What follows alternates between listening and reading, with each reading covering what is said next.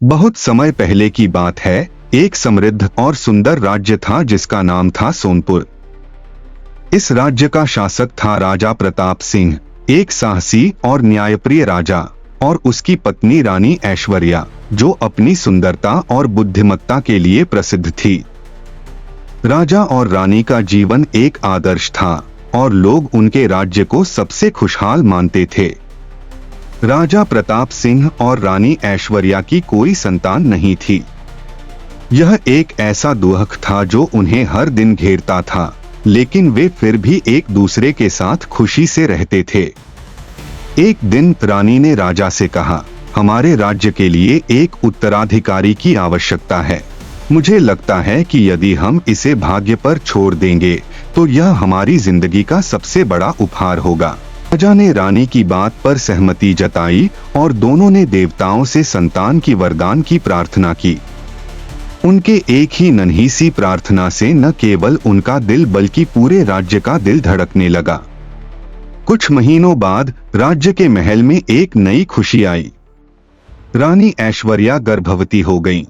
राज्य के लोग खुश थे क्योंकि उन्होंने सुना था कि रानी और राजा को उनका बच्चा मिलने वाला था।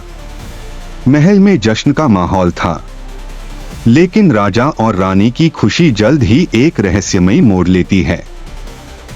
कुछ महीने बाद रानी ऐश्वर्या एक जटिल प्रसव से गुजरने लगी और आखिरकार उसने एक स्वस्थ बच्चे को जन्म दिया। लेकिन जब रानी को होश आया तो उसने देखा कि उसका बच्चा उसके हाथ में नहीं था। घबराई हुई रानी ने राजा को बुलाया और राजा ने महल के सभी सेवकों और चिकित्सकों से पूछा, लेकिन किसी को भी बच्चे के बारे में कुछ नहीं पता था। राजा और रानी की दुनिया पल भर में हिल गई। यह घटना राज्य में एक बड़ा रहस्य बन गई।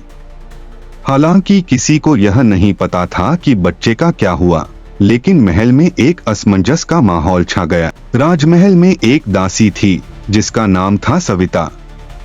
वह एक साधारण दासी थी, लेकिन उसकी आंखों में एक अद्वितीय चमक थी। वह हमेशा रानी के पास रहती थी, उसकी देखभाल करती थी और हर तरह से उसे सहारा देती थी। सविता की एक खास बात यह थी कि उसने कभी भी किसी को अपनी निजी जिंदगी के बारे में कुछ नहीं बताया था। उसका व्यवहार और काम करने का तरीका हमेशा अजीब सा था।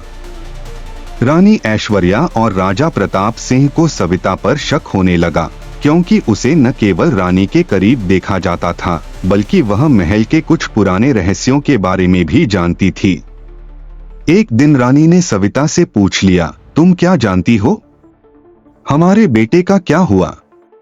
सविता चुप रही और उसकी आंखों में कुछ गहरे गुम हुए राज थे। सविता ने धीरे से कहा, रानी, मैं जानती हूँ कि आपके दिल में बहुत गम है, लेकिन सत्य तक पहुँचने के लिए हमें गहरे अंधेरे से गुजरना होगा। इस रहस्य ने रानी को और भी उत्तेजित कर दिया और वह जानने के लिए बेचैन हो गई कि आखिर क्या सच है। सविता ने रानी को एक पुरानी किताब दी जिसमें राज्य के अतीत के बारे में लिखा था। किताब में एक कहानी थी जो बहुत ही अजीब थी। किताब में बताया गया था कि राजा प्रताप सिंह के पूर्वजों ने एक खतरनाक सौदा किया था। सौदे के तहत राज्य को संतान की प्राप्ति के लिए एक गहरे और रहस्यमयी शक्तियों से मदद लेनी पड़ी थी। लेकिन इसका परिणाम यह था कि हर शाही संतान को एक खतरनाक शाप का सामना करना पड़ता था। रानी ऐश्वर्या को यह पढ़कर गहरी चिंता हुई। वह समझ गई कि उनके बेटे के लापता होने का कारण इस शाप से जुड़ा हुआ था।